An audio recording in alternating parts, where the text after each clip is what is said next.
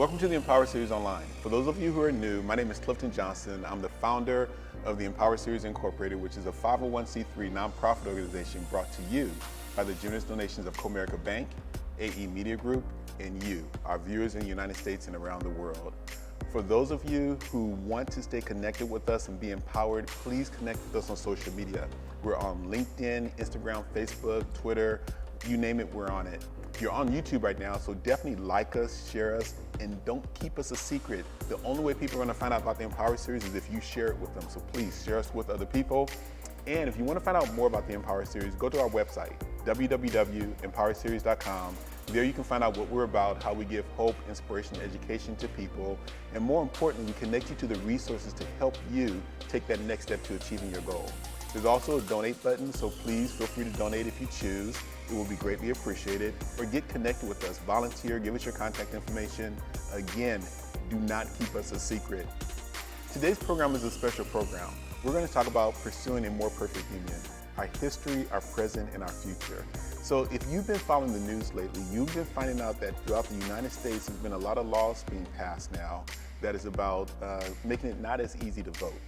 Now, we've always talked about civic engagement and empowering the people and really making sure that your voice is heard in the cities and the communities that you live in. And voting is a critical, important part of that.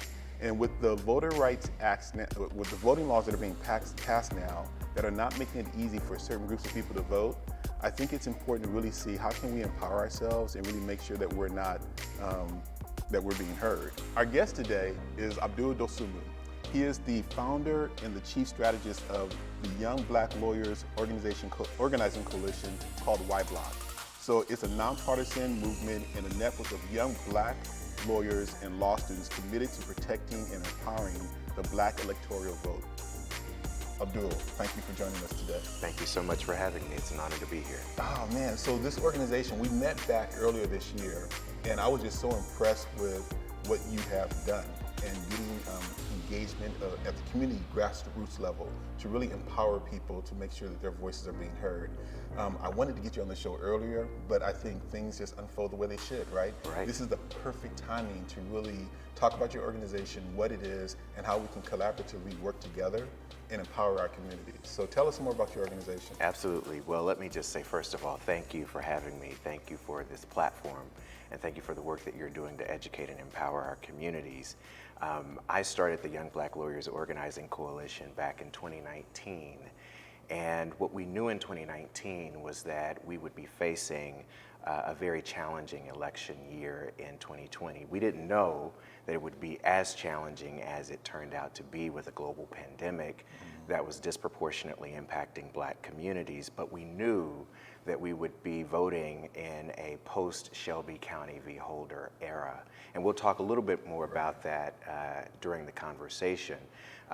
But what we effectively understood is that black voters would be facing a very challenging election year. And so we started organizing as young black lawyers and law students to really be legal foot soldiers on the ground in black communities to empower black voters to resist and overcome voter suppression. Okay, so let's talk about this. Let's define voter suppression. Just make sure everybody can follow us. So how would you define voter suppression? Absolutely. Voter suppression is any effort to discourage, disqualify, or deny your right to vote.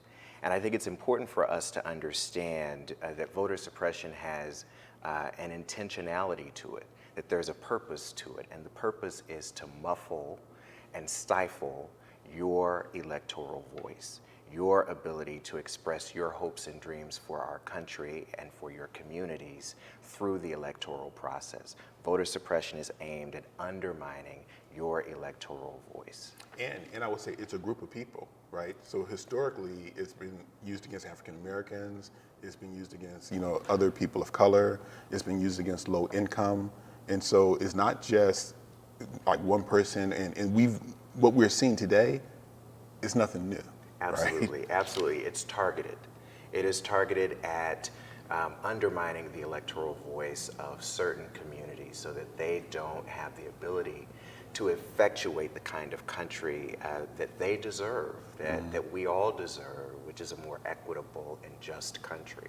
And so when we look at the history of Black communities in the United States, unfortunately, it is a history of our communities being targeted by voter suppression. I often say, you know, if we are effective at building an inclusive democracy in this generation, it will be the first time in American history that we have seen an inclusive democracy. Right. That has been a struggle for this country from its inception. And, you know, we're sitting talking today on the day that the governor of Texas signed a voter suppression bill here in the state of Texas. It's important to understand that the times have changed. In many ways, the players have changed, but the playbook of voter suppression has not changed. And there is a lineage and a history to what we are seeing right now with voter suppression. Well, I'm glad you talked about that history, because here's what I want to do. I want to go back and definitely make sure that people understand what's happening today. You know, for some of us, it's like the first time, because it's Right. their first time they're engaged. My son's 21 right now. This is the first time he's really engaged in hearing about it. Right. But this goes back way to the Reconstruction era. Right. So I want to talk about, at some point back in the past, how those what techniques were used, the toll tax, Absolutely. Also the literacy test, and other identification processes that was required to vote, and how that's very similar to today. Right. But I do want to quote our brother James Baldwin. So our brother James Baldwin had a quote. Right. All that can save you now is your confrontation with your own history, which is not your past, but your present.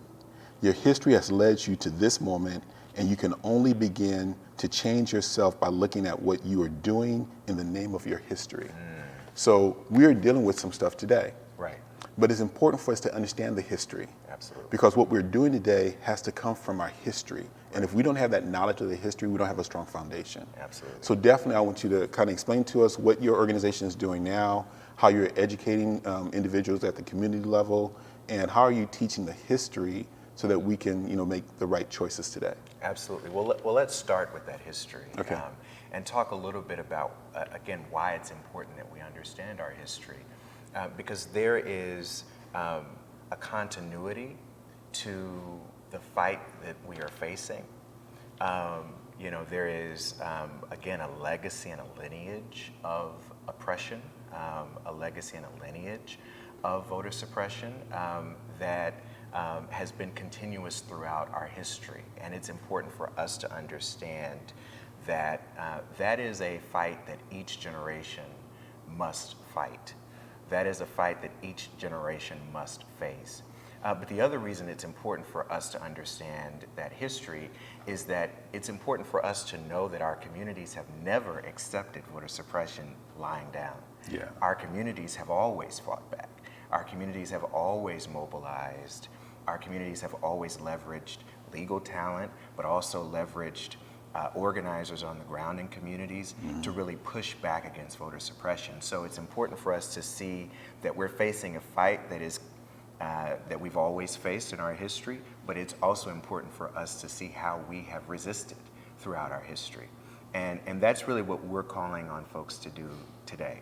Okay.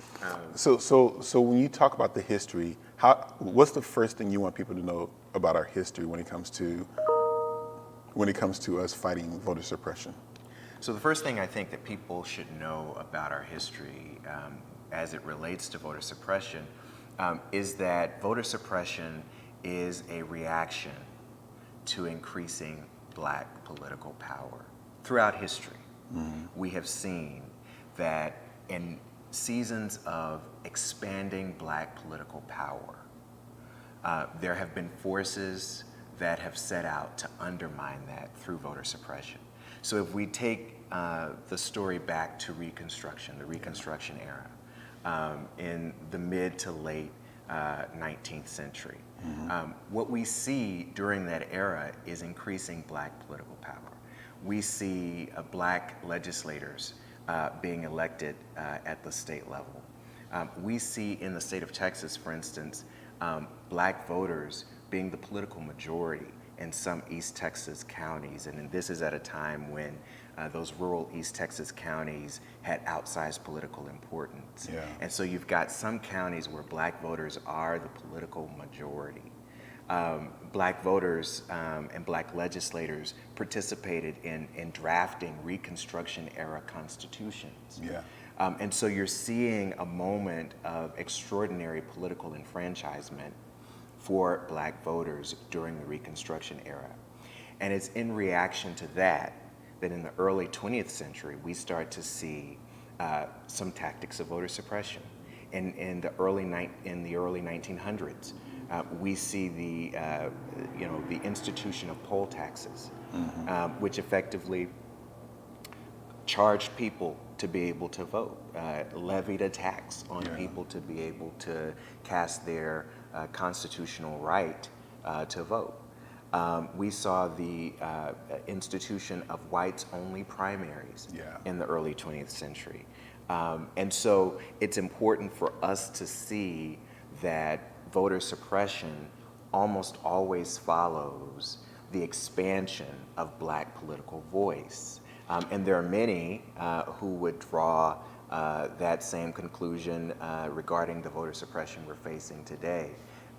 That, 2008, you see the election of the first black president of the United States, a moment of extraordinary political power as exercised by black voters. And almost immediately thereafter, you start to see Shelby County v. Holder. You start to see the institution of new barriers to voting. And so that's something that's a trend that you see throughout our history. The other point that I would make regarding the history of voter suppression is that if you actually look, there's been some great scholarship on this. If you actually look at the early 1900s, as you're starting to see the institution of poll taxes and whites-only primaries, and this is a point I always drive home, the public pretext for those voter suppression laws and policies in the early 1900s was fighting voter fraud. Isn't that like the story hasn't changed, right? The story has not changed. Yeah. And so you're still hearing that as a pretext for voter suppression laws and policies in 2021. And so the other thing too, and there's going to be links at the very bottom of the video for you to click on to get all of this information, but the literacy test was another technique. So you have the literacy test, test, the toll tax, you have all white primaries, and all of those things were put in place because to really keep white supremacy in power. Right. And then since they have the grandfather clause too, right? Right. So the grandfather clause was really after the Civil War for white people. If your grandfather or your father voted prior to the Civil War, right, then you do not have to take the literacy test, nor do you have to pay the toll tax, right? Right. And so those were specifically towards African Americans, and African Americans weren't taught to read. So you had over 50% of the population of African Americans that were illiterate, where only 12% of the white Americans were illiterate. Right. And so in effect, you can look at the literacy test. It makes logical sense that you should understand how to read, but the effect of that was discriminating against African Americans. Absolutely, the effect and the intention. Yeah. And I think it's important for us to understand that if you look at some of the record, it's important for us to understand that if that is the effect and the intention of contemporary voter suppression. There's been some great reporting around some of these conservative political conferences where people have been upfront and clear about their intentions regarding voter suppression and who exactly it's targeting. But even if we didn't have that reporting around intention, what we know is the effect. Right. We know the effect of closing poll site locations in predominantly black and brown communities across the state of Texas. We know the effect of instituting voter ID requirements in a world where low-income folks might not drive and might not have access to be able to get a voter ID. So we know the effects of these laws and how they land in the population. And the reality is there is a very clear disproportionate impact on Black communities. So let's kind of wrap up the Reconstruction era. So we have the Reconstruction era where blacks are now free. You have Black empowerment. You have around 20, I believe it was 20 representatives in Congress from southern states at that point in time. They did a lot of the writing of the laws for the Reconstruction era. Absolutely. And then the KKK was using violence and intimidation. And then there was the KKK trials, right? That kind of shut the KKK down for a while, right? But you had all these things in place, and then you had the Great Compromise that came about, which gave the southern states now power to affect laws. And so that reign took place all the way up to 1965, right? Before we get to 1965, though, I do want, because remember, when we talked about the history and the importance of understanding the history, we talked about the importance not only of understanding what the fight has been, but understanding what the resistance has been. Yeah, how we fought against it, And so what I want to just spend a few minutes on is the legal resistance to voter suppression that we start to see in the early 20th century, led by legal lions like Thurgood Marshall. There are 3 cases in the state of Texas, but the most important case challenging the whites-only primary in the state of Texas was Smith versus Allwright. And you have Black litigants taking on the system with the help of the NAACP at that time, the legal arm of the NAACP. And Thurgood Marshall, that case goes all the way to the Supreme Court. Thurgood Marshall wins that case. That ends the whites-only primary in the state of Texas. And what's important to note is that Thurgood Marshall of Brown versus the Board of Education, Thurgood Marshall, that tremendous legal lion of the 20th century, Thurgood Marshall said that Smith versus Allwright was his most important case. And I submit that the reason he said it was his most important case is that he understood what we all must understand, which is that if you can get democracy right, you have a chance at getting all these other issues right. If you can create a truly inclusive democracy where all of our voices are heard, you have a chance at creating a more equitable and just society. And so, what we try to highlight is that, again, you never had a period where voter suppression laws were instituted where Black communities did not mobilize and fight back and resist. And so define for us what all white primaries are, for those of us who may not be familiar with that. Absolutely. So all white primaries are effectively what they say, that only white voters can cast a ballot in a primary. Now, the mechanism by which that controlled statewide elections in the early 20th century was that effectively the Democratic primary in the early 20th century determined the outcome of the election, right? So if you are excluding Black voters from participating in the primary, in the Democratic primary at that time, you are effectively excluding Black voters from participating in the election. Right, and that's what the Supreme Court exactly voted on. I think it was 8-1, right? Right, okay. Right. And so, it's important that as you start to see in 1965, in the 1960s rather, as you start to see the mass mobilization around civil rights issues, that wasn't the first time. It wasn't the first time we'd mobilized, that there had been a tradition of mobilization throughout our history. So what that case did, though, that provided some federal oversight over the state laws, right, that were discriminatory. So what that case did was it effectively laid the groundwork for a lot of the civil rights movement's focus around democracy issues, because what the civil rights movement understood is that states left to their own devices, especially states that had a history of voter suppression, would never be effective bulwarks against voter suppression. Gotcha. That they would always, on some level, that they could not self-regulate, that they could not be trusted to self-regulate. And so what the civil rights movement understands going into the 1960s is that we've got to get some federal oversight over state voting laws and policies in order for our communities to truly be protected. And so the legislation that really effectuated that was the Voting Rights Act of 1965. But so prior to that, it was still common law that states could use toll tax, right? They could still use literacy tests.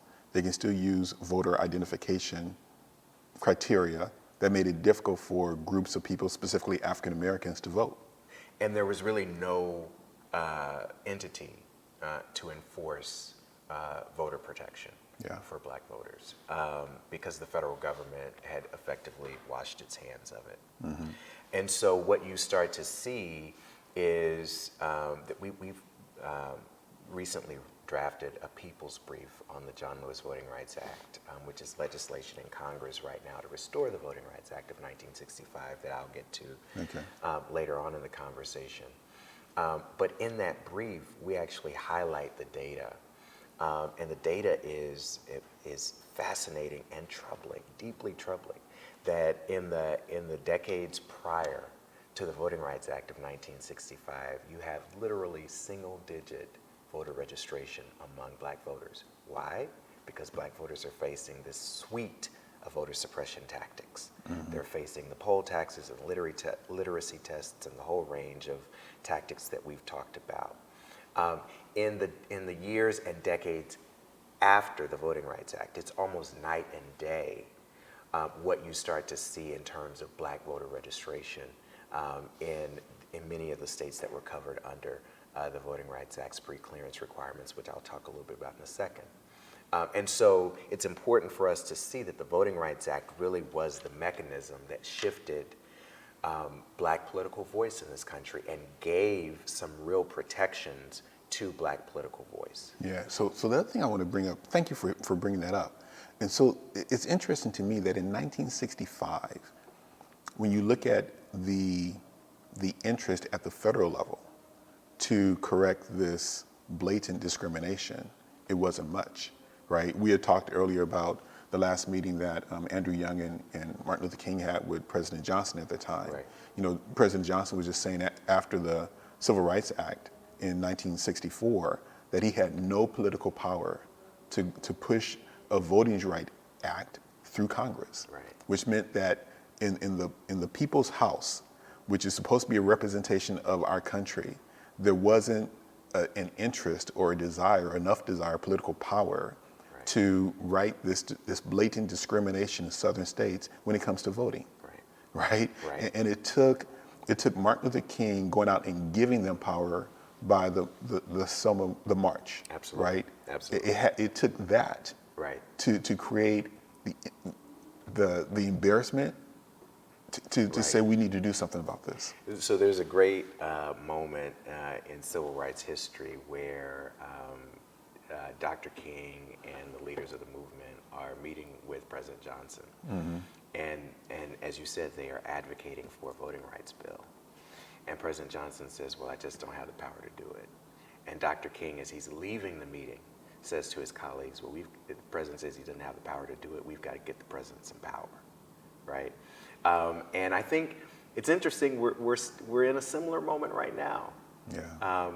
There is legislation in Congress that would give us some protections against what's happening right now in the states. We're facing 389 voter suppression bills across 48 states, according to the Brennan Center. 389 bills. There is no more critical a time for federal action than right now.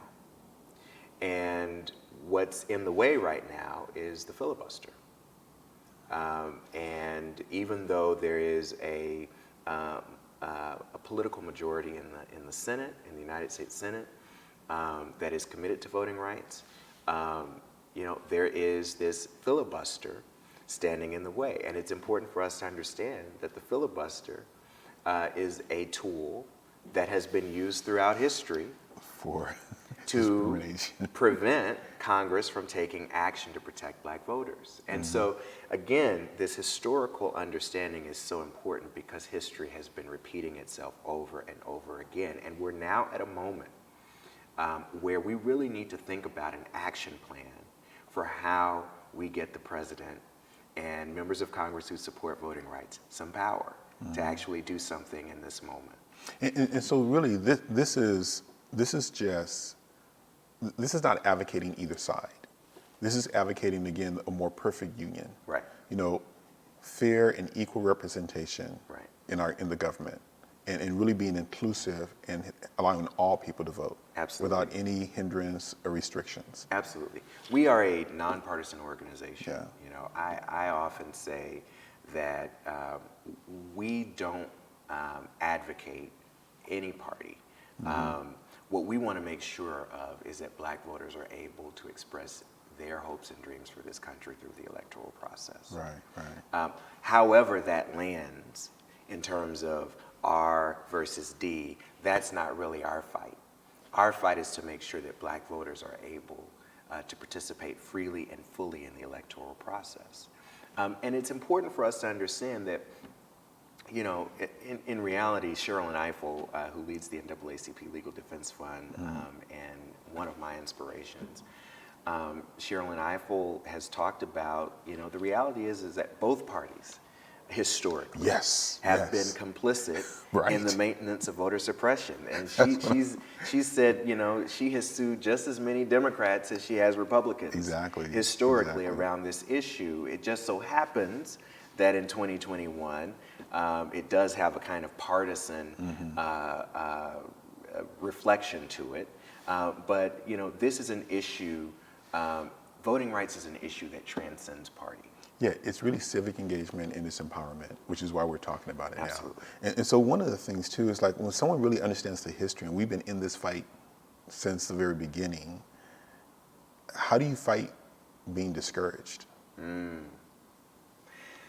Wow, that's a big question. You know, I think the way you fight, and I get it all the time, by the way, because what I will often hear is people say, didn't we fight this fight already? You know, didn't we wage this battle already? And the answer is yes. I think the way we prevent discouragement is to understand two things. Number one, again, it's a repeated theme we'll keep coming back to, is understanding our history. Because if we understand our history, we know that these are fights that have to be fought in and by every generation. And everyone.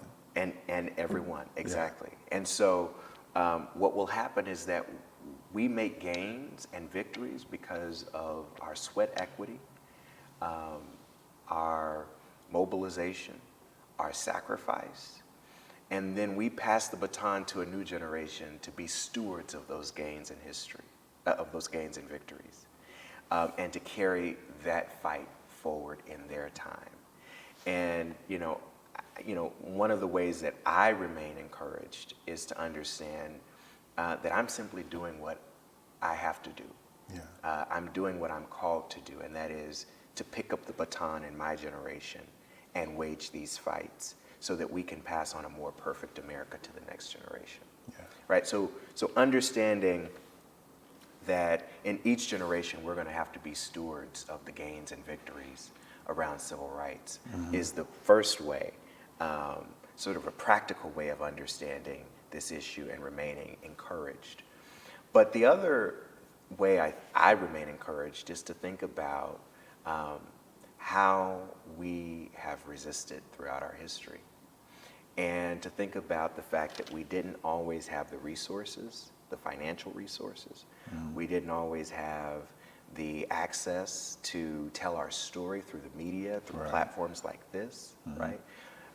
We didn't always have, a congressional black caucus in the Congress that, is dozens of members strong. We didn't always have a critical mass of black elected officials. And yet, we were able to change this country for the better through sacrifice. And when I think about people like John Lewis, the late John Lewis, when I think about people like Amelia Boynton, who's a name that doesn't get mentioned a lot, but who is just as much a part of the Selma story as John Lewis or anybody else, right? And it's important for us to make sure that we're telling an inclusive narrative about our change and our struggle and our fight. When I think about Fannie Lou Hamer, right, who took up the baton of civic engagement in her own era, I think about folks who didn't have a whole lot of resources, but they had a whole lot of commitment. And the way I remain engaged is we have much more to work with today. We have much more resources, much more in the way of resources, much more in the way of access and opportunities. We have a responsibility to use all of that to really be good stewards of the victories and gains that we've had. Yeah, so as you were saying that, I was thinking again about so many people who are just discouraged and they just give up. Like people who don't vote because they don't see that it's going to make a big difference, right? It reminds me of the quote by Albert Einstein. He said, the world is a dangerous place, right? But it's not dangerous because of people who do evil. It's really the people who look on and do nothing. And so when you look at injustice that's happening, and it may not be happening at your front door, but there's injustice all over the place, right? And we have a capacity issue. We can't fight injustice everywhere. But once you see something happening, it's like, how are you compelled to do something about it? You just can't do nothing, because if you do nothing, then it wins. So just another question I have for you. For those people who are discouraged, who says, well, my vote's not going to mean anything, how do you deal or respond to that? Well, that's a question we get all the time, especially in my generation. And, I think there are a couple things that I say. First and foremost, I think it's important for us to affirm the ways in which young people are engaged and involved in the process, right? And to understand that democracy is voting, but it is broader than voting, right? That when you are organizing in your community, or you're hosting a protest or a rally, or you're engaged in a boycott, that's democracy, right? So it's important for us to affirm the ways that folks are engaged in our democracy. But here's what I say to people who are skeptical around the vote and its ability to effectuate change. The truth of the matter is, I quote Gil Scott-Heron, and I say, he had the famous saying, "The revolution will not be televised." I submit as an addendum to that, though, that the revolution will have to be legislated. The revolution will have to be signed into law. The revolution will have to be a law on the books, right?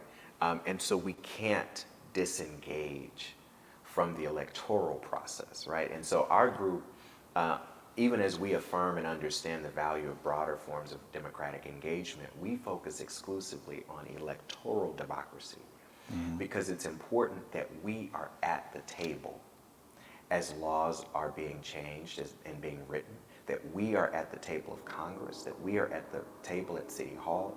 If you are concerned about a reformed criminal legal system, if you want to see a reformed criminal legal system, if you want to see a more equitable opportunity landscape in this country, you want more jobs, you want jobs that pay living wages, there is simply no way to be disengaged from the electoral political process.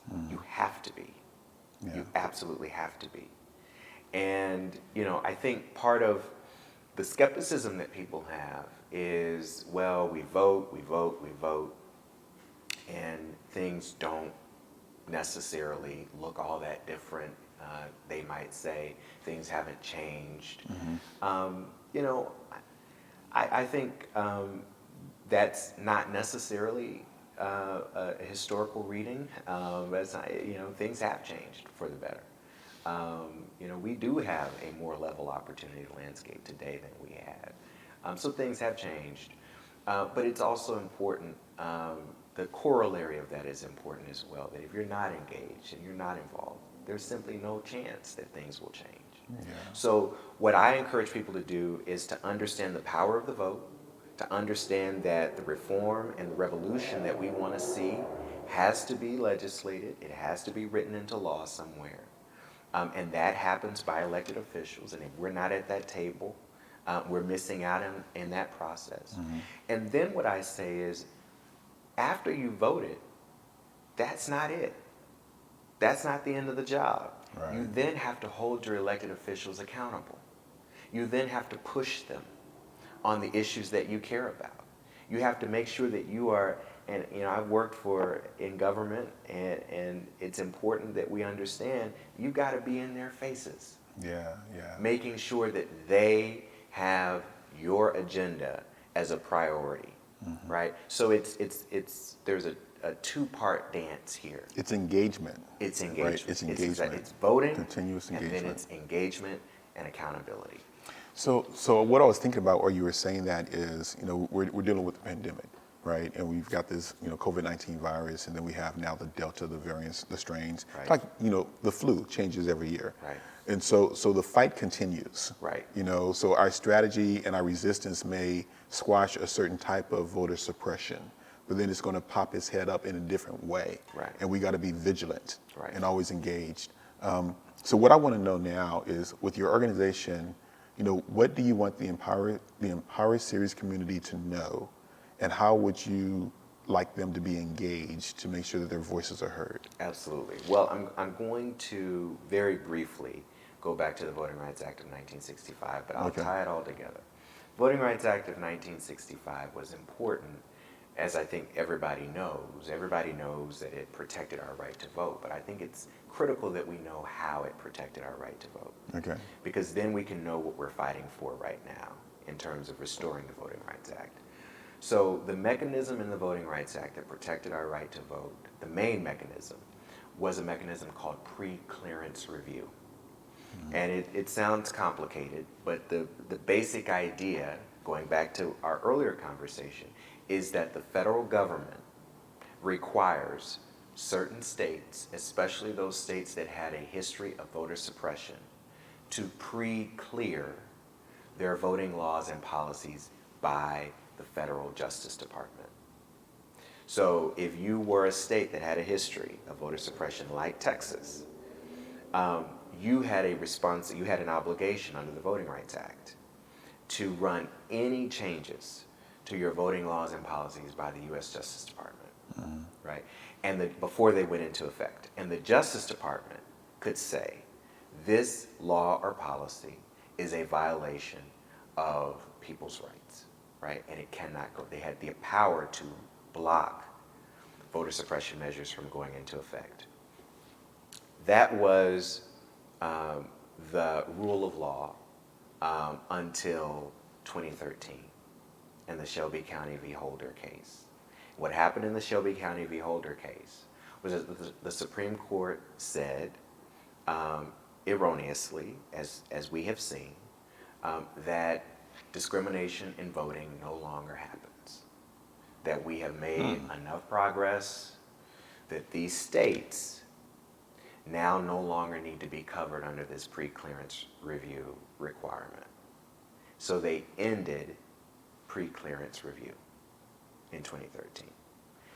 And almost overnight, you saw states. States went, woohoo! They just jumped right on into it, right? They went right on into it. And the historical cycle reared its ugly head again. So more restrictive voter ID registrations. They limited polls where people can vote. Correct. It made it more difficult for people of color and low-income people to vote. That's right. And they did a number of different things like that, right? That's right. Almost overnight. Texas, in fact, on the very day the Shelby County v. Holder decision went into effect, announced its new voter ID law on the very day.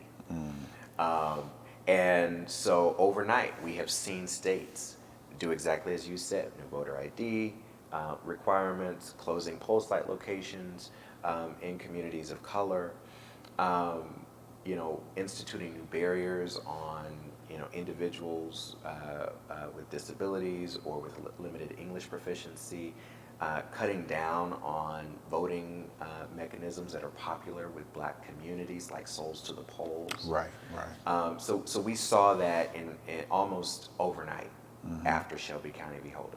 So here's why I start there. Because our solution to this is in two pieces of legislation right now that are before the Congress. One is the For the People Act. And the For the People Act would institute some really good reforms to our electoral process so that more people can participate in the process. We should be making it easier for people to participate, Right. not harder. Okay. Right? And so what the For the People Act does is it moves us in that direction. But the one I want to focus on is the John Lewis Voting Rights Act. Because what the John Lewis Voting Rights Act would do is restore the pre-clearance review requirement to the Voting Rights Act of 1965. Okay. Okay? And it would do so in a way that is compliant with, there's a long story that I won't go into, but is compliant with what the Supreme Court laid out and said it would accept. And so what we need to do is make sure that we are lifting our voices in support of those two pieces of legislation, the For the People Act, which is pending before both the House and the Senate, and the John Lewis Voting Rights Act, which would restore the pre-clearance review requirement. So that's step number one. And if we had pre-clearance review in place, laws like the one that just was signed by the governor here in Texas today would have been struck down by the Justice Department. Laws like the Georgia voter suppression law that passed several weeks back would have been struck down by the Justice Department because they would have had to have been pre-cleared before they went into effect. So that is our mechanism for ensuring that the federal government can be a bulwark against voter suppression at the state level. So we start there. We start by encouraging people to make sure they are following those two pieces of legislation. We also encourage people to make sure that we are using every lever imaginable to hold leaders accountable. And one of the levers that we have not used, frankly, to its most effective end is holding corporations accountable. So, corporations across the country, many of them have issued statements opposing voter suppression. That's good. But what we say is that corporations then need to go further. They need to take action to protect Black voting rights, in defense of Black voting rights. And the action that we're calling on corporations to take is to stop funding elected officials that support voter suppression. It's that simple. And it's not stop funding elected officials from this political party or from that political party, but if you have a propensity to support voter suppression, what we call on communities to do is to say, look, we expect our corporations not to fund those elected officials. Okay. Right? And here's why that's important, and here's why it's a critical part. Number one, history again. The civil rights movement begins with the Montgomery bus boycott. And the idea there is that we will not fund our own political subjugation. If you look at what's happening right now with corporations that are continuing to support, after many of them said they would stop, Right. Elected officials that support voter suppression laws and policies, what's happening is that Black consumer dollars are being used to fund Those campaigns. voter suppression. Yeah. Right. So the second thing that I say is, and we're actually going to be working on some education materials in this space. The second thing that I say is to be a conscious consumer, and make sure that you know how your consumer dollars are being harnessed by the corporations that you support. So that's the second piece that we highlight. The third piece that we highlight is really the core work that we do as an organization. The core work that we do is to go into communities to make sure that communities are empowered to successfully, confidently, and freely vote. And what that looks like for our work is partnering with local community institutions to make them sites effectively of voter protection. So we partner the lawyer and the law student with the community institution. So faith-based organizations, small businesses, civic organizations like fraternities and sororities, social service nonprofits. We partner them with those organizations to provide ongoing voter protection support to those communities of voters. Because here's what we know. We can't wait until the weeks, and in some cases days, before an election to start empowering people to know how to protect their rights at the polls. We just can't wait. And so what we do is we go in and year-round collaborate with local community institutions to ensure that their communities of voters are empowered to successfully vote. So you've got a world where last year, for instance, in 2020, voters were voting by mail in many cases for the very first time. If you look at the data, Black voters historically did not vote by mail at the same rates as other voting communities. And I think that's probably largely because we like to see the ballot go into the box. Right. But vote by mail became a necessary mechanism, always has been a necessary mechanism, but became that much more necessary during a global pandemic that was disproportionately impacting our communities. And that's why it became a target of voter suppression, right? And so you started seeing states make changes all the time. I mean, it was almost on a weekly basis that there were changes to the policies around vote by mail, often to exclude more people, not to include more people. Right. And so what we did was we actually partnered with community institutions to host voting sessions to talk to people about how to vote by mail. Here's what you need. You know, here's the information you need to know in order to successfully vote by mail. So that's the kind of work that we do on a daily basis. So what I would say to your listening audience is, number one, if you are a lawyer or law student, make sure you go to YBLOC.org, YBLOC.org, and sign up to be part of our movement. And we can, wherever you are in the country, we work in 7 states, Texas, Georgia, South Carolina, Arkansas, North Carolina, Michigan, and Pennsylvania. But wherever you are in the country, we can connect you to local institutions and make sure that you are in a position, trained and empowered to provide voter protection support to those communities. Okay. The second thing I would say is, if you are a voter, make sure that you are following us on all of our platforms. Make sure you're keeping track of the work that we are doing, but make sure that you are empowered to vote, right? Because at the end of the day, the goal is for you to successfully cast your ballot. And so we're going to be making sure that we're working with as many community institutions as possible to get information directly to you, but make sure that you're doing your homework about how to successfully vote.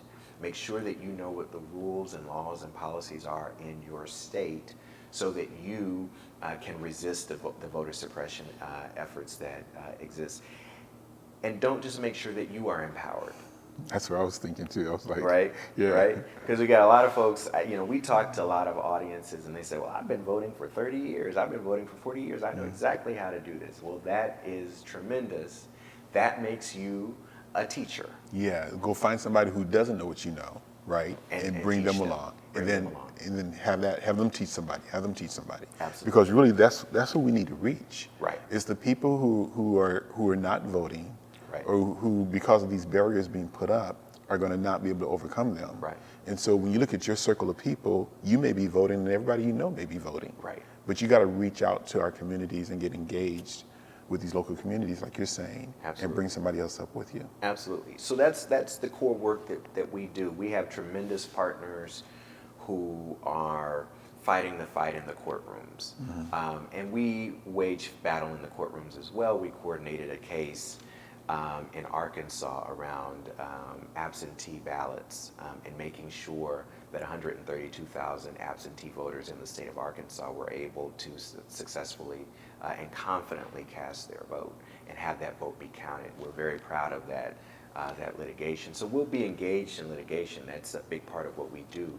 But at the heart of our work is to build a new legal organizing movement on the ground in communities. The kind of legal organizing movement that Thurgood Marshall led, that Donald Hollowell led in Georgia, that Fred Gray led, to make sure that we are rooted and anchored in our communities and empowering our communities with the tools that they need to overcome voter suppression. Now, your organization is definitely focused on the black vote. However, voter suppression is not just affecting the black vote. Right. I mean, it's a strategy that affects any group of voters that are not voting the way the people at power would like them to vote. Right. And so I would just really encourage not just blacks to get involved in this, Absolutely. but anyone who really wants to see a more inclusive government, Absolutely. democracy, to really get up and not just look on, but do something about it by not only educating yourself through watching programs like this,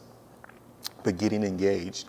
And I would also say it's always good to try to get acts and laws passed and be engaged in that area, or try to influence other large corporations to change their way of operating. But the one thing that we have 100% control over is us. Is us. Absolutely. It's what we do to educate ourselves, and it's also what we do to educate the next individual. Right. To overcome the barriers that are in place that hinders and makes it not easy for them to cast their vote and let their voice be heard. Absolutely. So I agree with you 100%. We are a network of young black lawyers and law students who are building a movement that is focused on empowering black electoral voice. But you're absolutely right. Voter suppression is an issue that ought to concern us all. Yeah, because it's more than just black people who are low income, who are low income, who are impacted by these limited polling locations. That's right. That's absolutely right. And but even beyond your direct impact. So let's just say you're not impacted by any of these laws and policies. You have a stake in a more inclusive democracy. You do. Because it's that more inclusive democracy that creates a better society for us all. And so it's absolutely incumbent upon each and every one of us to make sure that we are educating ourselves around these issues, that we are voting, and that we are helping to bring somebody along in the process. And then certainly that we are lifting our voices around these broader democracy issues so that we can forge a more inclusive democracy. Yeah, so like I said, your contact information is going to be below the video. There's also going to be a PowerPoint presentation that they can look at, which it will give them more detail of what we were talking about. But if someone's just listening or looking and they're not downloading that information, how do they get in touch with you? Absolutely. What's the best way? Best way is to, number one, go to our website, YBLOC.org. And at that website, you can learn more about who we are, what we do, some of our initiatives, and you can sign up to join our movement as a lawyer or a law student, and as a community partner. If you're watching, a corporation, right? Corporation, absolutely. So if you're watching and you say, I want to get my corporation involved, I want to get my community organization, my faith-based organization, my sorority, my fraternity involved, you can sign up on the website to do that. You can follow us at Young Black Lawyers, Young Black BLK Lawyers, on all social media platforms, Instagram, Twitter, Facebook. You can even follow us on LinkedIn if you want. And then you can follow me at _ADOSUNMU on Twitter, and ADOSUNMU on Instagram. Okay. Man, we can talk forever on this, right? but I want to commend you for what you did. Thank you. I mean, you're not just looking on and doing nothing. So before we kind of wrap, I do want to know what is it that kind of made you choose this to be your mark and where you're going to make a difference? Because we can all make a difference in different areas, right? Right. But what made you form this organization to make your impact? Absolutely. I think it all goes back to my childhood. I grew up here in Dallas, where we're filming this session. And, I grew up in a civically active family. And, we owned a small seafood restaurant in the heart of South Dallas and Oak Cliff for about 50 years. It was one of those community staple kind of restaurants. And I grew up in that restaurant. And I grew up hearing conversations around elections. I grew up hearing folks talk about the issues, hearing folks talk about the challenges they were facing in their lives, but also the triumphs they were facing. And I just became deeply enamored with this project of creating a more equitable America. Because I saw folks who really just needed an opportunity, needed this country to open the doors of opportunity to them. And I became invested as a person. Before I did anything in the political space, I became invested in learning more about how we can create that country. And over time, I did work in the racial justice space.